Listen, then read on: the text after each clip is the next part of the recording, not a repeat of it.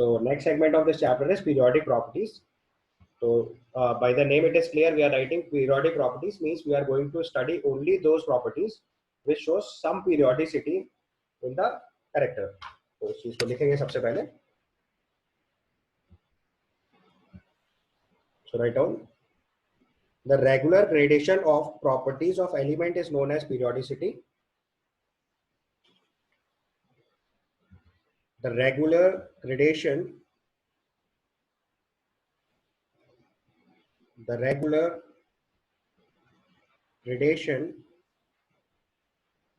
of properties of elements is known as periodicity. यानी कि एक सर्टेन इंटरवल के बाद प्रॉपर्टीज में रिपीटेशन आएगा, यानी हमें सबकी प्रॉपर्टीज ठीक से नहीं पढ़नी पड़ेंगी, कुछ सही काम चल जाएगा. तो the regular gradation of properties of elements is known as periodicity.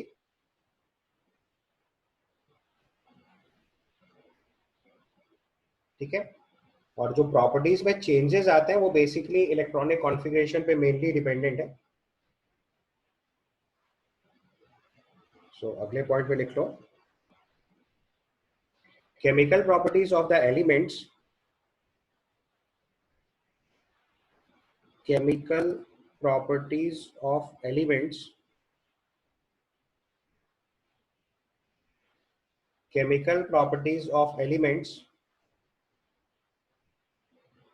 almost remain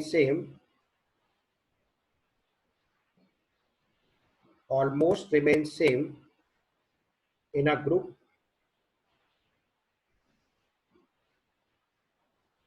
due to same electronic configuration of outermost shell. Due to same electronic configuration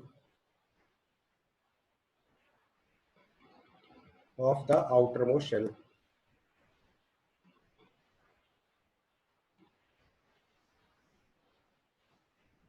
Of the outermost shell. तो एलिमेंट्स के अंदर क्या होता है कि एक group के जो एलिमेंट्स हैं उनकी प्रॉपर्टीज में काफी सिमिलरिटीज होती हैं, इसलिए इन प्रॉपर्टीज के लिए हम लोग टेक्निकल टर्म यूज कर रहे हैं पीरियोडिसिटी. ठीक है. अब ऐसे ही हम लोग अलग अलग फिजिकल प्रॉपर्टीज की भी स्टडी करेंगे अभी इसी पोर्शन में, जो मैं आपको वन बाय वन बता रहा हूँ. तो आप जैसे देखो, इसको एग्जाम्पल से समझाऊं तो आप जैसे कोई भी एल्कली मेटल ले लो, उसको अगर वाटर से ट्रीट कराएंगे तो इट प्रोड्यूसेस हाइड्रोजन गैस. जैसे मान लो आपने सोडियम मेटल लिया, इसकी रिएक्शन वाटर से हुई, it forms NaOH and hydrogen. अब दूसरा एल्कली मेटल ले लिया पोटेशियम, तो उसकी भी रिएक्शन वाटर से हुई, it will form KOH and hydrogen. तो there is quite similarities in the reactions अगर हम किसी एक पर्टिकुलर ग्रुप की बात करेंगे. कुछ डेविएशंस हैं बट मेजर प्रॉपर्टीज कॉमन निकलती है. जैसे और एक टिपिकल एग्जांपल लिखूं तो जैसे क्लोरीन की रिएक्शन Na2H2O3 से कराते हैं. Na2H2O3 याद है, हाइपो सोडियम थायोसल्फेट. तो इससे इसकी रिएक्शन कराते हैं तो इसमें ऑक्सीडेशन होता है, it will form Na2SO4 and NaCl. और यही रिएक्शन अगर ब्रोमीन से करा दो तो भी देखो सिमिलरिटी, बिल्कुल आइडेंटिकल रिएक्शन मिलती है, it will form Na2SO4 NaBr. क्योंकि एक ग्रुप के एलिमेंट्स हैं तो उनकी प्रॉपर्टीज में सिमिलरिटीज देखने को मिलती है, तो that is referred as periodicity. Chemical properties में ये चीज बहुत परफेक्ट तरीके से वर्कआउट करती है. फिजिकल प्रॉपर्टीज में भी ये चीज वर्क करती है बट उसमें रूल्स थोड़े ज्यादा समझने पड़ते हैं. अब हम लोग बेसिकली फिजिकल प्रॉपर्टीज की स्टडी करेंगे. तो सबसे पहली प्रॉपर्टी जो हम लोग लिखने वाले हैं, this is called atomic radius. So first हम लिखे एटॉमिक रेडियस.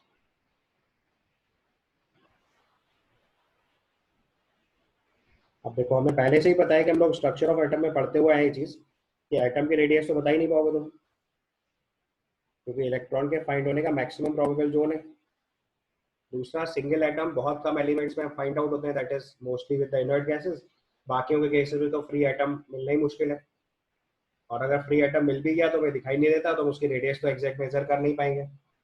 तो रेडियस मेजर करने के नए तरीके बनाए गए. ठीक है, पॉइंट समझ में आया. तो एग्जैक्ट एटॉमिक रेडियस मेजर कर पाना तो पॉसिबल नहीं है, बट चूंकि हम एटम के साइज का आइडिया लगाना चाहते हैं तो what we exactly do is कि हम एटम की जो रेडियस है उसको अलग अलग तरीके से डिफाइन कर देते हैं। तो जिस जिस तरीके से डिफाइन कर रहे हैं वो तीन तरीके हैं हमारे पास। एक हम लोग कोवेलेंट रेडियस डिफाइन करते हैं, एक मेटालिक रेडियस डिफाइन करते हैं, और एक वॉन डर रेडियस डिफाइन करते हैं। कैसे करते हैं वो तरीका अभी आपको बता रहा हूँ। ठीक है, पहला लॉजिक समझ में आ गया?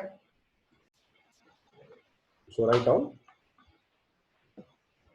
write down since atoms are mostly found out in compounds,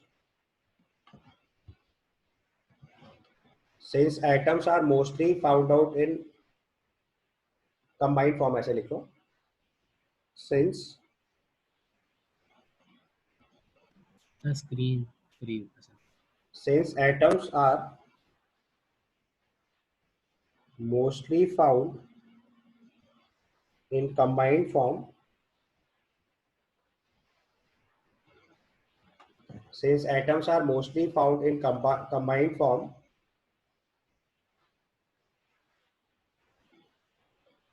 so it's difficult to measure,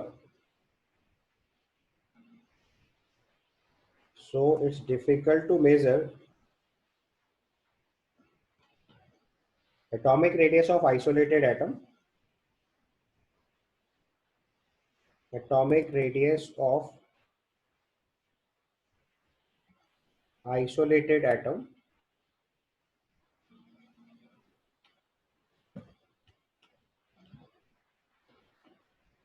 Hence, we define atomic radius in three terms, in three ways.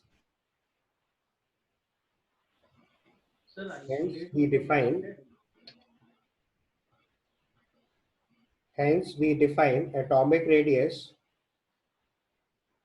in three ways.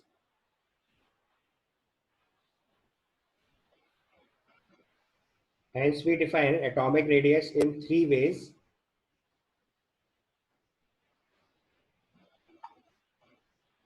First one is covalent radii.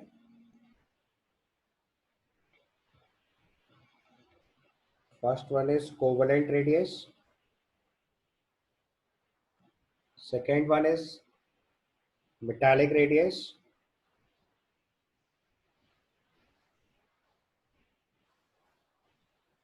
Second one is metallic radius. And the third one is van der Waals radius.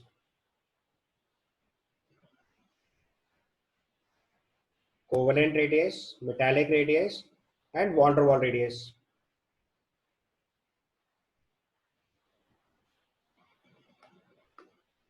Okay. So covalent radius के लिए पहले definition लिखो। तो क्या होता है कि अगर दो एटम कोवेलेंटली बॉन्डेड हो, कोवेलेंट बॉन्डिंग का इतना मतलब तो समझते हो, इतना तो तुमने 9th क्लास में सीखा है। कोवेलेंट बॉन्डिंग में क्या होता है? Sharing of electrons. तो जैसे मान लो एक एटम ये है और दूसरा एटम ये है, इन दोनों के बीच में इलेक्ट्रॉन शेयर हो गए। ठीक है, तो इन दोनों एटम्स के जो सेंटर टू सेंटर डिस्टेंस है,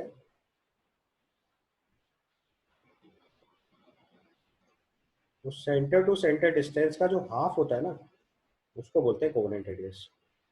तो अगर ये डिस्टेंस डी है,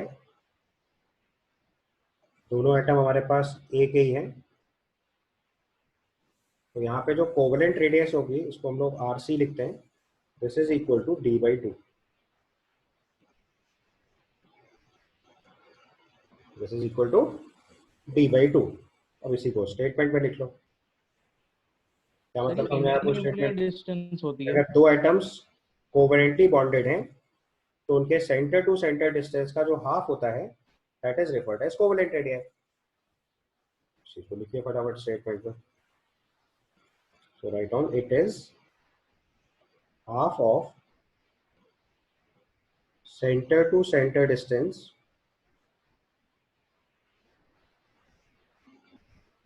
it is half of center to center distance between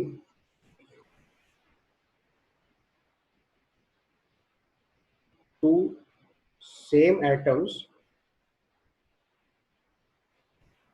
forming single covalent bond।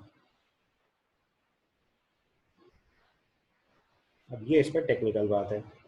आपको सिंगल कोवेलेंट बॉन्ड देखना है। अगर कहीं पे डबल बॉन्ड होगा तो उससे कोवेलेंट रेडियाई नहीं निकलेगी। तो the point should be notice is single covalent bond. ठीक है। तो अब जैसे सपोज करो आपको हाइड्रोजन की कोवेलेंट रेडियाई निकालनी है, तो that can be calculated from hydrogen molecule. अगर हमें कोवेलेंट रेडियाई ऑफ हाइड्रोजन निकालनी होगी तो covalent radius of hydrogen can be obtained from hydrogen molecule, obtained from hydrogen molecule, क्योंकि इसमें तो कोई प्रॉब्लम नहीं है, दो एच एटम की सेंटर टू सेंटर डिस्टेंस निकाल लेंगे। बट ऑक्सीजन के केस में ये चीज नहीं हो पाएगी। O2 से आप कोवेलेंट रेडियाई ऑफ ऑक्सीजन नहीं निकाल सकते, या N2 से नाइट्रोजन की कोवेलेंट रेडियाई नहीं निकल सकती। ये इंपॉर्टेंट पॉइंट है, तो ये चीज अलग से लिख लीजिए एक बार नीचे। पहले लॉजिक तो समझ में आ गया कि कोई भी दो एटम जो कोवेलेंटली बॉन्डेड है, सेम एटम जो कोवेलेंटली बॉन्डेड है, उनके सेंटर टू सेंटर डिस्टेंस का जो हाफ होता है that is referred as covalent radii. ठीक है। अब अगर हमें हाइड्रोजन का कोवेलेंट रेडियाई निकालना है तो आप जानते हो हाइड्रोजन मॉलिक्यूल में H और H के बीच में सिंगल बॉन्ड होता है, कोई प्रॉब्लम नहीं है, निकलेगा। बट अगर कोवेलेंट रेडियाई हमें ऑक्सीजन के लिए निकालना है,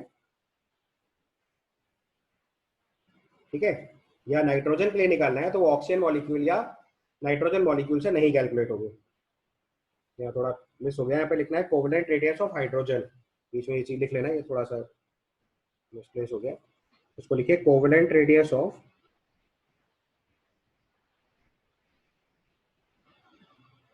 hydrogen can be obtained from hydrogen molecule. कैसे बताया मैंने ये चीज, क्योंकि हाइड्रोजन मॉलिक्यूल का अगर आपको स्ट्रक्चर का थोड़ा आइडिया होगा तो एच एच सिंगल बॉन्ड होता है। नहीं पता तो अभी हम लोग बॉन्डिंग में सीखेंगे, तो इतनी बात तो पता ही होगी, इतना तो बॉन्डिंग तुमने 10th क्लास में भी पढ़ी हुई है। क्योंकि हाइड्रोजन मॉलिक्यूल का जो स्ट्रक्चर होता है वो क्या होता है, एच एच, एक सिंगल बॉन्ड होता है दोनों के बीच में। ठीक है। लेकिन अगर कोवेलेंट रेडियस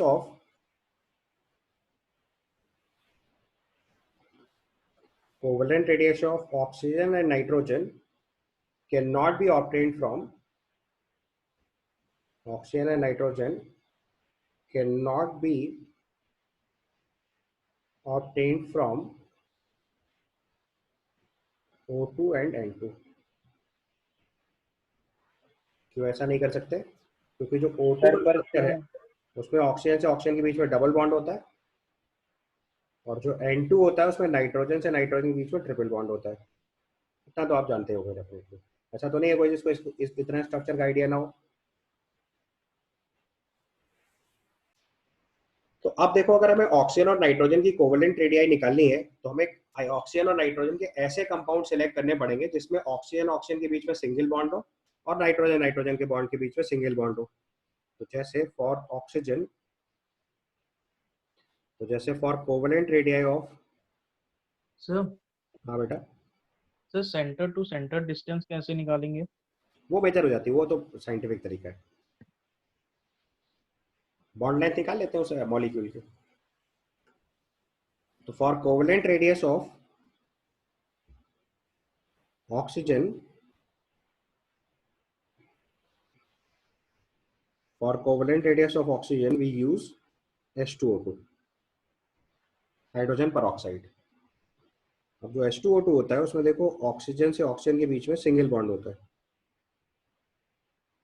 ये होता है हाइड्रोजन पर ऑक्साइड। अभी स्ट्रक्चर आप नहीं जानते, मैं ड्रॉ कर दे रहा हूँ इसलिए आपके लिए। This is your H2O2। है ना। हाँ, H2O2 में देखो दोनों book like structure, single bond है। कभी कभी तुम इतना बता देते हो ऐसे लगता है जैसे तुमने सब पढ़ा हुआ है, फिर छोटी बात बोल लो तो तुम एकदम। सर रिडॉक्स रिएक्शन में था ना। अब कोई बात नहीं, this is O2 single bond. ठीक है। तो यहाँ से ऑक्सीजन से centre to centre distance of oxygen निकाल के बाई 2 करेंगे तो ऑक्सीजन की कोवेलेंट रेडियाई निकल आएगी। यही काम नाइट्रोजन के लिए करेंगे तो उसमें N2H4 से यही काम करते हैं।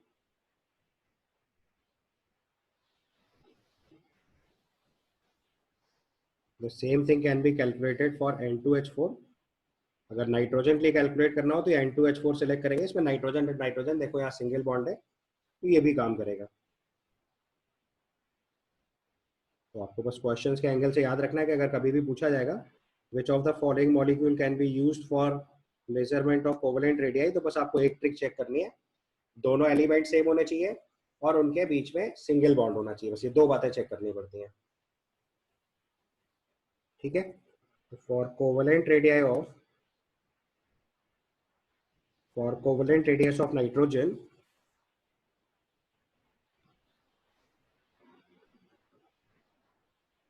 we use N2H4। ठीक है, कर लिया।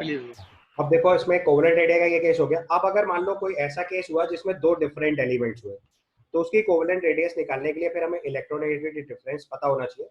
तो वो पार्ट हम जब इलेक्ट्रोनेगेटिविटी सीखेंगे तब बताएंगे। तो अभी कोवेलेंट रेडिया हम उन एलिमेंट्स की निकालना बता रहे हैं जिसमें सेम एलिमेंट्स के बीच में आपको बॉन्ड मिल जाता है। अगर कहीं ऐसी सिचुएशन फंस जाए कि सेम एलिमेंट्स के बीच में बॉन्ड नहीं मिल रहा है, तो फिर उसको कैलकुलेट करने के लिए इलेक्ट्रोनेगेटिविटी डिफरेंस यूज किया जाता है। तो अभी इलेक्ट्रोनेगेटिविटी डिफरेंस जब मैं आपको सिखा दूंगा तब उसके बाद बताऊंगा कि वहां से कैसे कोवेलेंट रेडियाई कैलकुलेट करते हैं। ठीक है, अभी दूसरे टाइप की रेडियस कैलकुलेट कर रहे हैं, this is called metallic radii. Write down the next term metallic radii. Second term लिखेंगे मेटालिक रेडियाई।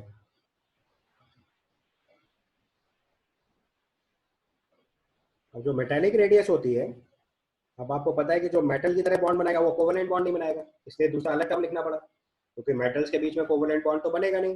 तो वहां पे हम लोग कोवेलेंट रेडियाई मेजर ही नहीं कर पाएंगे, तो क्या मेजर करेंगे? Metallic radii.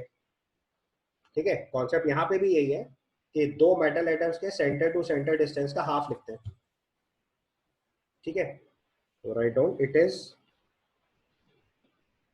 Half of center to center distance between two closest metal atoms. It is half of center to center distance between two closest metal atoms. ठीक है, अब देखो मेटल्स के केस में क्या होता है कि आपको पता है मेटल्स के केस में फ्री इलेक्ट्रॉन्स होते हैं जिसकी वजह से वो इलेक्ट्रिसिटी कंडक्ट कर पाते हैं। तो मेटल के केस में क्या होगा कि जैसे एक पॉजिटिवली चार्ज मेटल एटम है,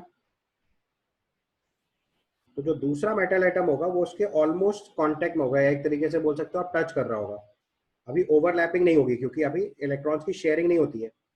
अभी केवल क्या है कि बीच में एक इलेक्ट्रॉन लेयर होगी बस। तो आप जानते हो इलेक्ट्रॉन का साइज तो बहुत छोटा होता है, तो ऑल्दो मैंने बिल्कुल टच करके दिखा दिया है, बट बीच में एक लेयर ऑफ इलेक्ट्रॉन होगी। अगर आपको एकदम प्रिसाइसली समझना है तो ये आपका मेटल एटम है, ये मेटल एटम है, और इसकी सराउंडिंग में फ्री इलेक्ट्रॉन्स होते हैं, इसलिए दोनों एक दूसरे को रिपल्शन नहीं देते हैं। ये जो मैंने ई लिखा हुआ है दिस इज फ्री इलेक्ट्रॉन। तो दो लेयर्स के बीच में ये फ्री इलेक्ट्रॉन्स हैं जो इन दोनों को रिपल्शन से बचा रहे हैं या एक दूसरे को बॉन्डेड किए हुए। You can say them free electrons. आप जानते हो मेटल के अंदर फ्री इलेक्ट्रॉन्स होते हैं जिसकी वजह से वो इलेक्ट्रिसिटी कंडक्ट करते हैं। तो अब इन दोनों मेटल एटम्स के बीच में जो सेंटर टू सेंटर डिस्टेंस है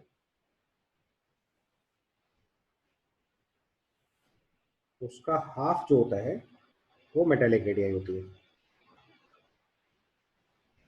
अब आप यहाँ देखो कॉमन सेंस से इस बात को समझ सकते हो कि अगर हम किसी सेम एलिमेंट के लिए दोनों रेडियस मेजर करने के स्टेट में हो, थ्योरेटिकली बात कर रहा हूँ, अगर मान लो कोई एक एलिमेंट मेटालिक बॉन्ड भी बना रहा है और कोवेलेंट बॉन्ड भी बना रहा है, तो हमने उसकी कोवेलेंट रेडियस भी मेजर करी और मेटालिक रेडियस भी मेजर करी, तो क्लियरली उसकी मेटालिक रेडियस ज्यादा आएगी।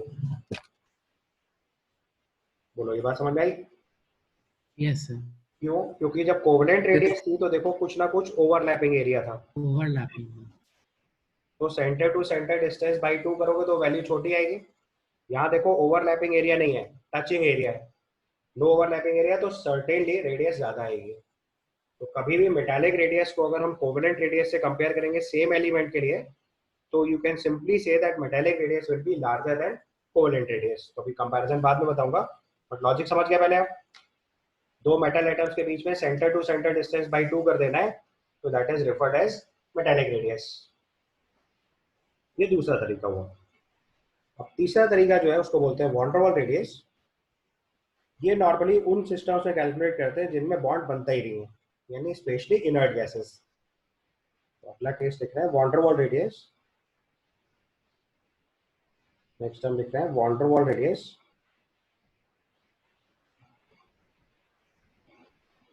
तो वॉन डेर वाल रेडियस हम लोग वहां मेजर करेंगे जहां पे दो एटम्स के बीच में बॉन्ड बनता ही नहीं है।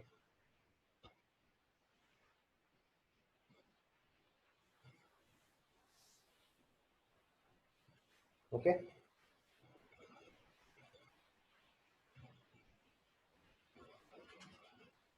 तो अगर वॉन डेर वाल रेडियस अभी भी मेजर करना होगा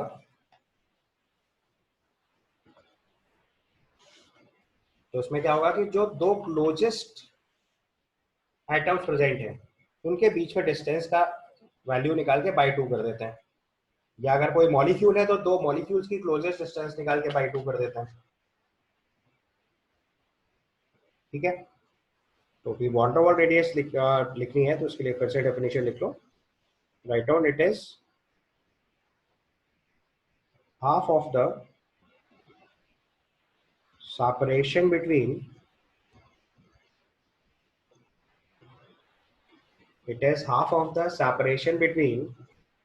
two closest atoms oblique molecules। अगर एटम्स का केस है तो ऑब्वियसली इनर्ट गैस की बात कर रहे हैं, तो लिख लो ब्रैकेट में, तो एटम्स के केस में लिख लो इनर्ट गैस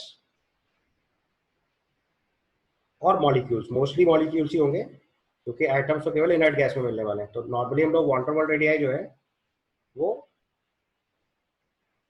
वॉन डेर वाल रेडियस जो है वो इनर्ट गैसेस लिए कैलकुलेट करते हैं। बाकी मॉलिक्यूल्स के केस में इसकी वैल्यू बहुत एब्रप्ट होती है, उसका कोई वैल्यू इंपॉर्टेंस नहीं है। So it is half of the separation between two closest atoms for inert gas और मॉलिक्यूल्स।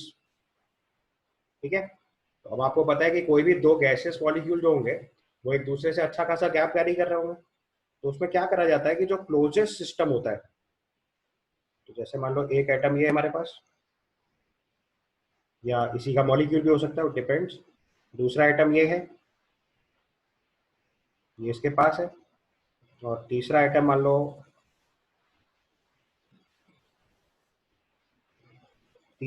लो ये है,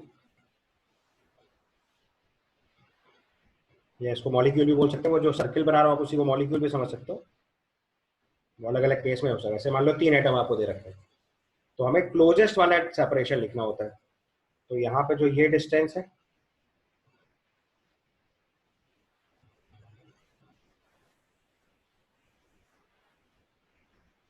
तो यहाँ पे जो इनकी जो डिस्टेंस है वो मैं लिख रहा हूँ। तो यहाँ इसका ये सेपरेशन है। ध्यान रखना है स्फीयर्स के केस में सेपरेशन हमेशा सेंटर टू सेंटर लिखा जाता है।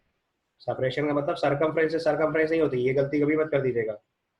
इन्हीं भी दो स्फीयर्स के बीच में अगर सेपरेशन बोला जाता है तो it is always centre to centre, तो ये डी है। जबकि अगर दूसरा सेंटर पकड़ लें, इसके आप ड्रॉ करें ये चीज, तो इसका सेंटर टू सेंटर डिस्टेंस अगर मान लो लिख रहे हैं तो ये x है। ठीक है, तो यहाँ पे जो वॉन डेर वाल रेडियस होगी वो हम लोग d/2 लिखेंगे, ना कि x/2। तो जो क्लोजेस्ट डिस्टेंस होती है वो लिखी जाती है। अभी आप चाहो तो इससे भी लिख सकते हो ये डिस्टेंस, तीसरे एटम से भी ये चीज लिखी जा सकती है। तो दो क्लोजेस्ट एटम जो होते हैं उनका सेपरेशन लिखा जाता है। तो अगर ये डिस्टेंस मान लो हमारे पास y है तो हम d/2 लिखेंगे, ना कि x/2 और ना y/2। ये चीज समझ आ गई? तो अब आप आसानी से बता सकते हो कि अगर हमारे पास किसी एक एलिमेंट के लिए वॉन डेर वाल रेडियस, कोवेलेंट रेडियस और मेटेलिक रेडियस तीनों नोन है, तो उसकी वॉन डेर वाल रेडियस सबसे बड़ी होगी, मेटेलिक रेडियस उससे छोटी होगी और कोवेलेंट रेडियस सबसे छोटी होगी। ये चीज आप अगले स्टेटमेंट में लिख लो। So write down if for an element, note बना के पॉइंट लिख लीजिए क्योंकि कभी कभी इस पर क्वेश्चन बना दिया जाता है। 3 वैल्यूज दे दी गई और पूछा गया इनमें से कौन सी कोवेलेंट है, कौन सी वॉन डेर वाल है, तो आपको सिर्फ वैल्यू कंपेयर करना है। तो नोट में लिखो if for a given element, if for a given element covalent radii, or you can say covalent radius metallic radius and van der Waals radius are known,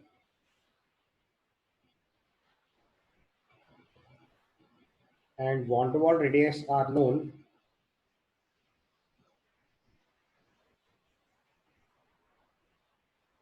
if for a given element covalent radius, metallic radius and van der Waals radius are known, then van der Waals radii is maximum, then van der Waals radius is maximum,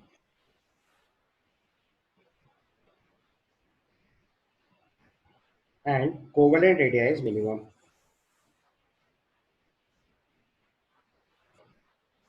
And covalent radius is minimum. Sir अगर दो element covalent bond में है तो उनका von der Waals radius कैसे निकालेंगे? उनके दो बॉन्डेड एटम्स के, दो मॉलिक्यूल्स के बीच का डिस्टेंस निकाल दो मिनिमम। तो सर वो सेम ही हो जाएगा?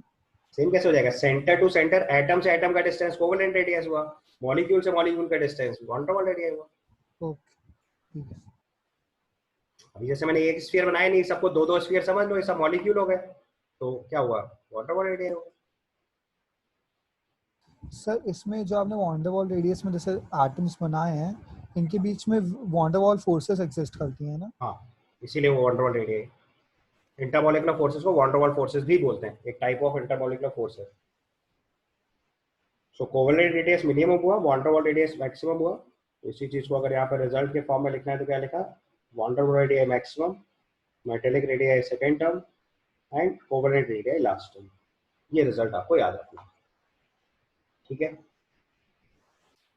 सो नेक्स्ट हम लिखेंगे trends of atomic radius in periodic table. Trends of atomic radius in periodic table.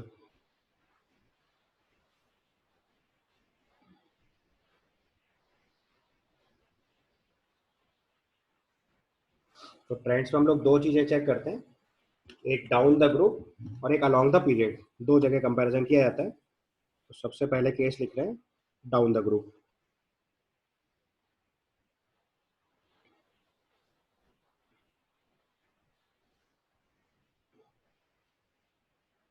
सबसे पहला ट्रेंड चेक कर रहे हैं डाउन द ग्रुप।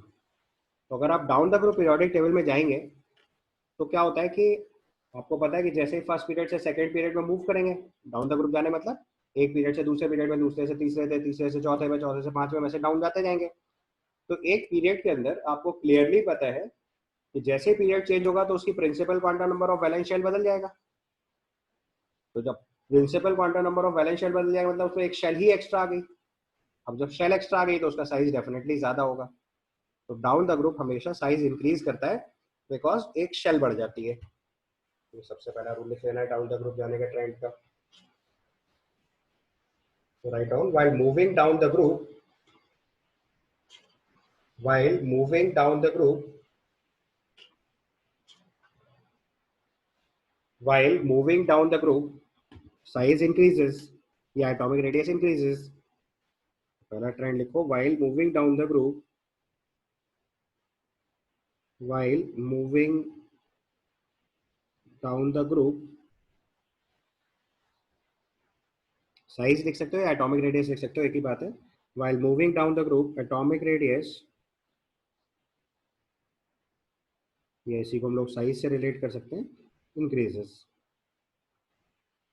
हमारा प्राइमरी एम है साइज से, क्योंकि एटॉमिक रेडियस तो हमने अपने तरीके से डिफाइन कर दी है। एक्चुअली में एटम की रेडियस नहीं होती, इस बात का ध्यान रखना है। एटॉमिक रेडियस बोल रहे हैं उसको, but that is actually not the radius of the atom. समझ रहे हैं ना? क्योंकि उसको हमने अपने तरीके से डिफाइन किया हुआ है। हमारा प्राइमरी एम ये है कि हम साइज कंपेयर कर पाए। So while moving down the group, atomic radius increases. ठीक है, क्यों हुआ ऐसा? As number of shells increases, या as number of shell increases, क्योंकि वैलेंस शेल का प्रिंसिपल क्वांटम नंबर बढ़ते हुए जा रहा है। तो जब शेल बढ़ जा रही है तो साइज डेफिनेटली इंक्रीज करेगा। अब इस चीज को जरा एग्जांपल से चेक करते हैं। सबसे पहले हम लोगों ने फर्स्ट ग्रुप चेक किया, ठीक है, तो फर्स्ट ग्रुप चेक करेंगे। तो अगर हम साइज कंपेयर कर रहे हैं तो लिथियम है, आपको अब थोड़ा सा ग्रुप का आइडिया होना चाहिए, थोड़ी बहुत तो पीरियोडिक टेबल अब तक तुमने याद करी होगी। तो इट इज़ लिथियम सबसे पहले, इससे बड़ा सोडियम, फिर पोटेशियम, रुबिडियम, सीजियम, फ्रांसियम।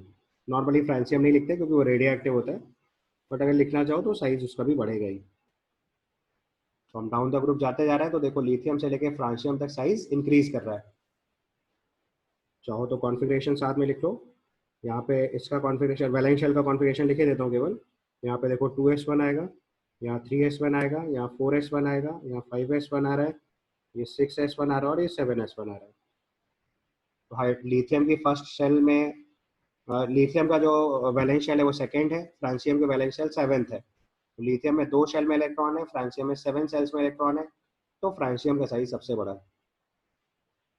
समझ आई टेक्निक। दूसरा एग्जांपल जैसे यहीं पे लिखें तो it is beryllium, magnesium, calcium, strontium, barium, radium. ये भी देखो डाउन द ग्रुप साइज बढ़ते हुए जा रहा है। चाहो तो यहाँ पे भी कॉन्फ़िगरेशन लिख सकते हो 2s2, वैलेंस शेल की मैं लिख रहा हूँ 3s2, 4s2, 5s2, 6s2, 7s2। बाकी कॉन्फ़िगरेशन और जो होगा वो अलग से लिखेंगे, बट हमें केवल वैलेंस शेल से मतलब है। तो डाउन द ग्रुप देखो साइज बढ़ते हुए जा रहा है। ठीक है, यही चीज़ जैसे हेलोजन वाली सीरीज में चेक करना हो, we can write fluorine, chlorine, bromine, iodine, astatine. इसके केस में लिखेंगे तो ये देखो आ रहा है 2p5, 3p5, 4p5, 5p5, 6p5। Sir ये 80s क्या रिप्रेजेंट किया गया है? एस्टेटाइन एलिमेंट, एलिमेंट आयोडीन के नीचे एस्टेटाइन। नहीं पता तो FCl भी लिख लो, तभी चलेगा। Chlorine, chlorine, bromine, iodine, astatine element है, आयोडीन के नीचे astatine. So FCl 80।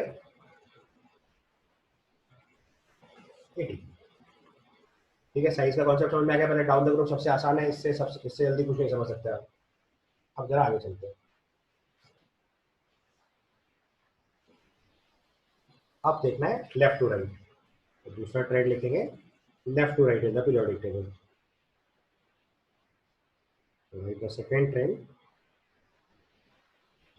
That is left to right along a period, left to right along a period, left to right along a period। तो आप देखो पीरियड में एक चीज fix हो गई। क्या चीज फिक्स हो गई? कि जब आप लेफ्ट टू राइट मूव करेंगे तो principal quantum number valence shell का फिक्स्ड है, यानी कि शेल सब में फिक्स्ड है, शेल सब में फिक्स्ड है। तो उसमें देखो एक चीज तो क्लियर है कि जब हम लेफ्ट टू राइट जा रहे हैं तो यहाँ शेल नंबर तो फिक्स्ड है। तो अब केवल क्या चेक करना है? दो बातें। पहली बात कि न्यूक्लियस कितना अट्रैक्ट करेगा, दूसरी बात इनर शेल इलेक्ट्रॉन कितना रिपेल करेंगे। अभी सिंगल इलेक्ट्रॉन स्पीशीज नहीं है, ध्यान से समझना, अब सब मल्टी इलेक्ट्रॉन सिस्टम की बात हो रही है, अब और मॉडल्स काम नहीं चलेगा। तो इनर न्यूक्लियस कितना अट्रैक्ट कर रहा है एक बात, और इनर शेल इलेक्ट्रॉन कितना रिपेल कर रहा है दूसरी बात। तो ये दो बातें एक साथ चेक करनी पड़ती हैं। तो एक बात तो हम जानते हैं कि न्यूक्लियस कितना अट्रैक्ट कर रहा है, वो तो न्यूक्लियर चार्ज है, लेकिन इनर शेल इलेक्ट्रॉन कितना रिपेल कर रहे हैं, इसको बोलते हैं शील्डिंग। ये बात अभी और ऐड करनी पड़ेगी। तो पहले एक पॉइंट तो लिख लो यहाँ पे। So write down, while moving along a period, while moving along a period, while moving along a period,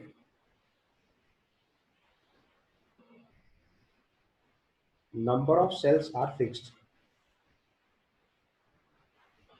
number of cells are fixed, hence size depends on, hence size depends on, hence size depends on hence size depends on nuclear charge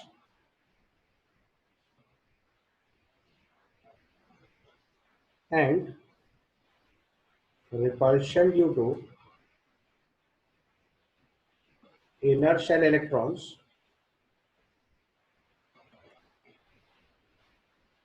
जिसको हम लोग technical term में shielding या screening effect बोलते हैं। अभी उसको अलग से बता रहा हूँ आपको। इसको हम लोग बोलते हैं shielding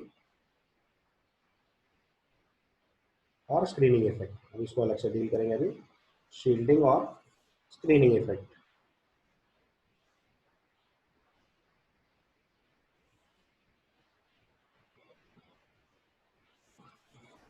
this is referred as shielding और screening effect.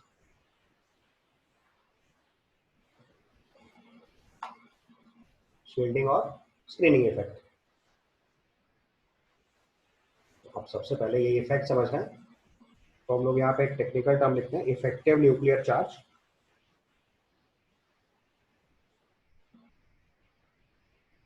Effective nuclear charge, जिसको हम लोग टेक्निकल टर्म में लिखते हैं Z स्टार।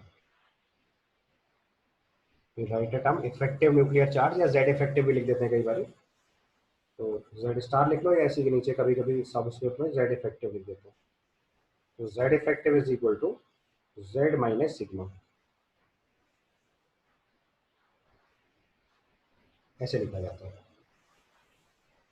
तो जो Z है वो तो आपको न्यूक्लियर चार्ज पता चल रहा है, दिस इज न्यूक्लियर चार्ज यानी कि एटॉमिक नंबर।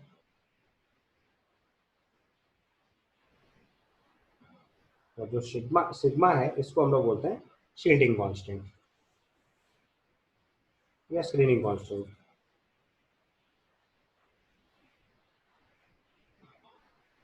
तो जो इलेक्ट्रॉन्स का इलेक्ट्रॉन्स के साथ रिपल्शन है वो शील्डिंग से कंसीडर करते हैं, और जो प्रोटॉन का या न्यूक्लियस का इलेक्ट्रॉन के साथ अट्रैक्शन है उसको न्यूक्लियर चार्ज से डिसाइड करते हैं।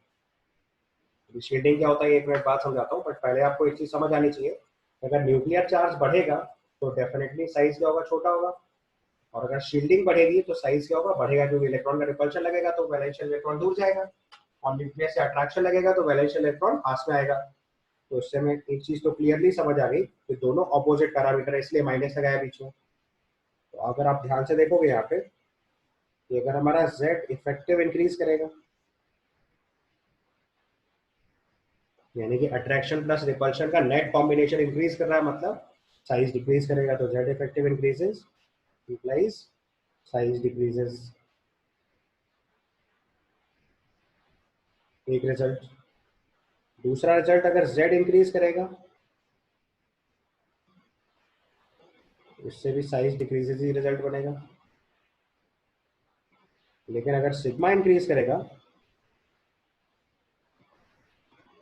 तो इससे साइज इंक्रीज करेगा, क्योंकि रिपल्शन बढ़ेगा अगर इलेक्ट्रॉन्स पे तो दूसरे इलेक्ट्रॉन को दूर फेंकेगा, यानी कि साइज बढ़ जाएगा, तो साइज इंक्रीजेस।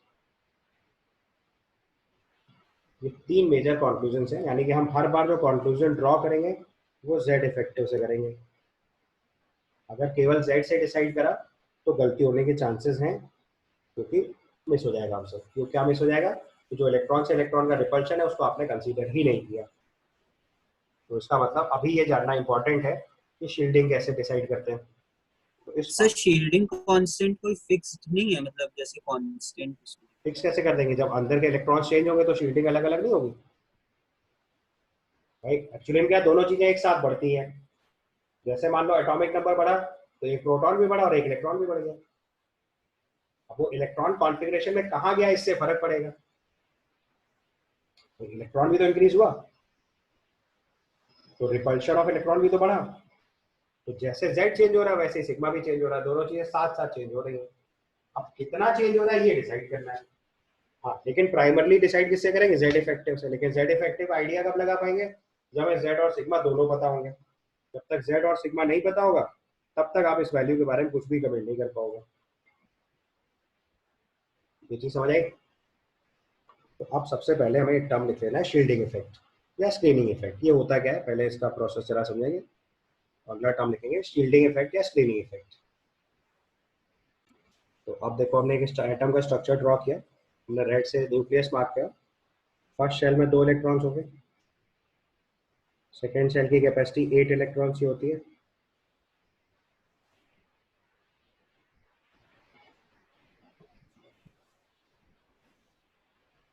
और वैलेंस शेल में सपोज करो 1 इलेक्ट्रॉन है।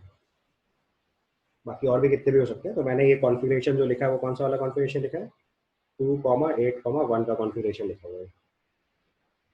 This is the configuration of 2,8,1।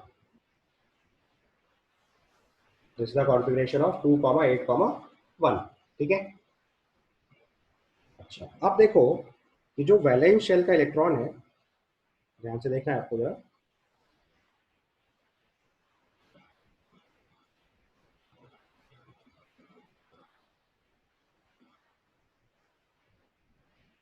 जो वैलेंस शेल का इलेक्ट्रॉन है उसको न्यूक्लियस से मिल रहा है अट्रैक्शन। तो मैं सबसे पहला फोर्स ये बना रहा हूँ कि यहाँ से जो न्यूक्लियस से है ये अट्रैक्शन हो रहा है, ये न्यूक्लियर चार्ज का इफेक्ट है। ठीक है। बस बाकी इस इलेक्ट्रॉन को अंदर वाले जो 10 इलेक्ट्रॉन है वो रिपल्शन दे रहे हैं। अगर इसकी शेल में भी कोई और एक इलेक्ट्रॉन होगा तो वो भी रिपल्शन देगा। ये पॉइंट समझ में आ रहा है? इसकी शेल में अगर कोई इलेक्ट्रॉन होगा तो वो भी रिपल्शन देगा, और जो इनर शेल इलेक्ट्रॉन्स है वो भी रिपल्शन देंगे। इतना पॉइंट समझ पा रहे हो? तो जो रिपल्शन का इफेक्ट है वो स्क्रीनिंग इफेक्ट है, और जो अट्रैक्शन का इफेक्ट है वो जेड है। तो जो इनर इलेक्ट्रॉन है उनमें रिपल्शन लगेगा, वो सबके बीच में कोई भी इलेक्ट्रॉन कंसीडर कर लो तो इन दोनों के बीच में भी रिपल्शन काउंट होगा, इन दोनों के बीच में भी रिपल्शन काउंट होगा। वो रिपल्शन हर इलेक्ट्रॉन के बीच में, इन दोनों इलेक्ट्रॉन्स के बीच में भी रिपल्शन काउंट होगा। समझ में आ रही बात? अब वो सब नहीं बना सकता, बट आपको कॉन्सेप्ट समझ में आ गया ना। तो न्यूक्लियस और वैलेंस शेल इलेक्ट्रॉन में अट्रैक्शन है, और वैलेंस शेल इलेक्ट्रॉन और inner shell electron and electron of its shell gives repulsion. तो जो वैलेंस शेल के इलेक्ट्रॉन्स हैं वो, और जो उसके इनर शेल इलेक्ट्रॉन्स है वो, आउटर शेल इलेक्ट्रॉन से फर्क नहीं पड़ रहा है, जो इनर शेल इलेक्ट्रॉन्स है वो, उनका रिपल्शन जो काउंट होता है उसको बोलते हैं स्क्रीनिंग और शील्डिंग। ठीक है, ये पॉइंट आपको लिख लेना है। So write down repulsion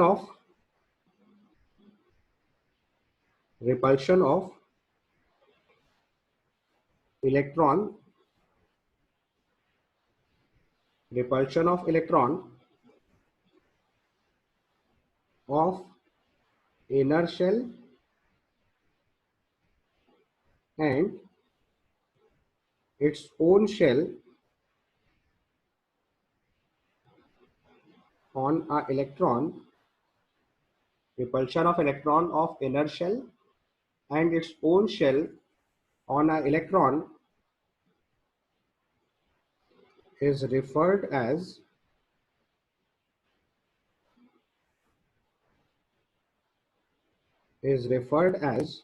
shielding or screening.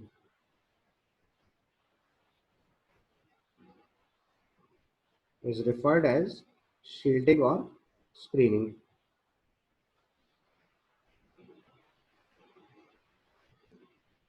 Which is measured by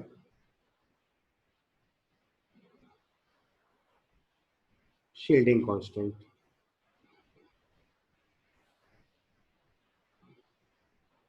Which is measured by shielding constant.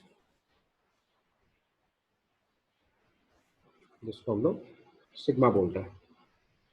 तो ऑल्दो हम लोग शील्डिंग और स्क्रीनिंग मेजर कर सकते हैं बाय स्लेटर्स रूल, तो चूंकि स्लेटर्स रूल हमारे कोर्स में नहीं है तो भी मैं उसको एज सच नहीं बता रहा हूँ आपको, अभी सिर्फ कंपेयर करने का तरीका सिखाऊंगा। बाद में अगर आपको जरूरत होगी तो थोड़ा बहुत सिखा दूंगा कैसे हम लोग शील्डिंग वैल्यू कैलकुलेट करते हैं, बट अभी हमें शील्डिंग कैलकुलेट करने की एग्जैक्ट रिक्वायरमेंट नहीं है, सिर्फ कंपैरिजन करना है, वो मैं आपको भी 1 बाय 1 बता रहा हूँ। तो पहली चीज आपको समझ में आनी चाहिए, शील्डिंग जो है वो इनर शेल इलेक्ट्रॉन्स की वजह से। अच्छा, अब इसमें जो शील्डिंग है वो एस सबशेल के इलेक्ट्रॉन की वजह से सबसे ज्यादा लगती है, क्योंकि वो स्फेरिकल शेप का है। पी सबशेल डबल शेप हो जा रहा है तो वो इलेक्ट्रॉन थोड़ा डिफ्यूज कर जा रहा है तो उसका रिपल्शन कम लग रहा है। डी सबशेल डबल हो गया तो वो इलेक्ट्रॉन और थोड़ा डिफ्यूज कर गया तो उसका रिपल्शन और कम लगता है। और एफ सबशेल की शील्डिंग तो लगभग 0 हो जाती है, और you can say very poor shielding.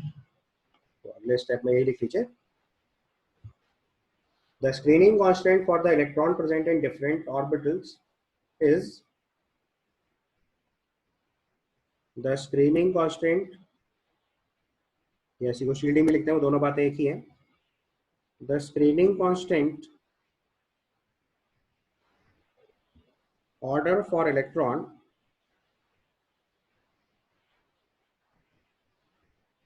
the screening constant order for electron present in different subshells present in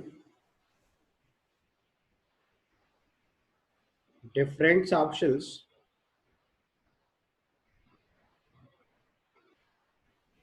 present in different subshells is, तो सबसे ज़्यादा स्क्रीनिंग काउंट होती है एस सबशेल की, फिर पी सबशेल से, फिर डी सबशेल से, फिर एफ सबशेल से. तो यहाँ पे डी और एफ की शील्डिंग पुअर होती है और एफ की शील्डिंग तो बिल्कुल किसी काम की नहीं होती, उसे आप जीरो भी मान सकते हो. तो यहाँ सर पे एक बार फिगर वाला कॉन्सेप्ट बता दीजिए. हमने लिखा है screening of D and F subshell is poor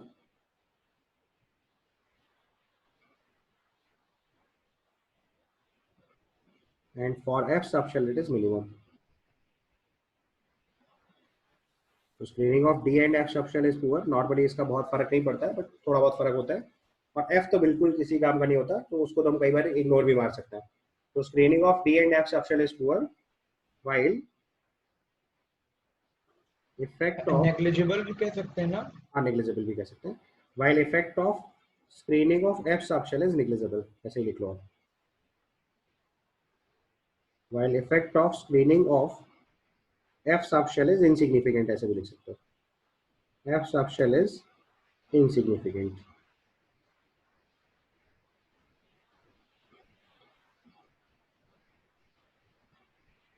मतलब प्रैक्टिकली क्वेश्चन करते टाइम उसकी शील्डिंग का कोई बहुत रोल नहीं होगा. अगर F सबशेल दिख रही होगी तो उसकी शील्डिंग इग्नोर भी मार के आगे बढ़ सकते हैं. ठीक है. अब देखो यहाँ एक बात सबसे पहले नोटिस में आनी चाहिए कि जब हम इलेक्ट्रॉन्स की फिलिंग करते हैं तो जब एस या पी सबशेल में इलेक्ट्रॉन जाता है तो वैलेंस शेल में जाता है. डी सबशेल में जब इलेक्ट्रॉन जाता है तो एन माइनस शेल में जाता है, यानी पेनल्टीमेट शेल में जाता है. और एफ सबशेल में और अंदर वाली शेल में जाता है, दैट इज अल्टीमेट शेल. ठीक है. तो उससे भी फर्क पड़ रहा है कि इनर शेल इलेक्ट्रॉन्स डी और एफ में बढ़ते हैं, एस और पी में जो इलेक्ट्रॉन बढ़ता है वो वैलेंस शेल में बढ़ता है. तो ये पॉइंट भी लिख लीजिए. For S and P block elements, for S and P block elements, electron enters in valence shell.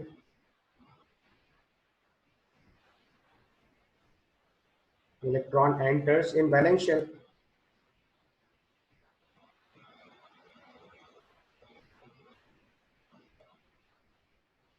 While in B block, electron enters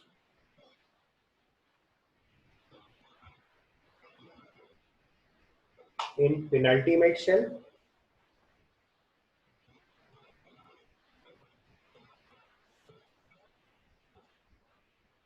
Electron enters in penultimate shell. Penultimate का मतलब मैंने बताया था, वैलेंस शेल के अंदर वाली shell को penultimate बोलते हैं. Electron enters in penultimate shell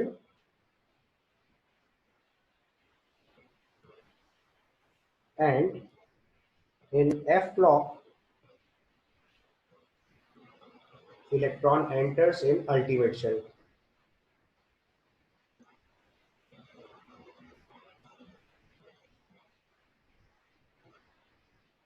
Electron enters in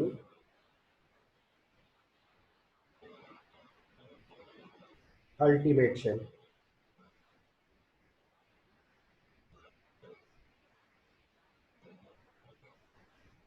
ठीक है.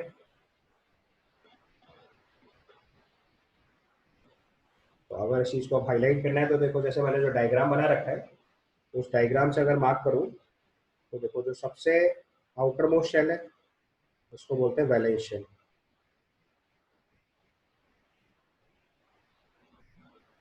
जो आउटर मोस्ट शेल है दैट इज वैलेंस शेल।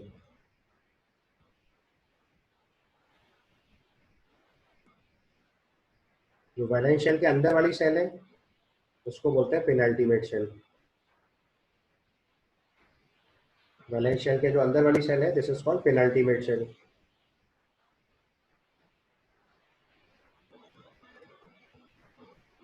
और उसके भी अंदर वाली सेल जो है उसको बोलते हैं अल्टीमेट शेल।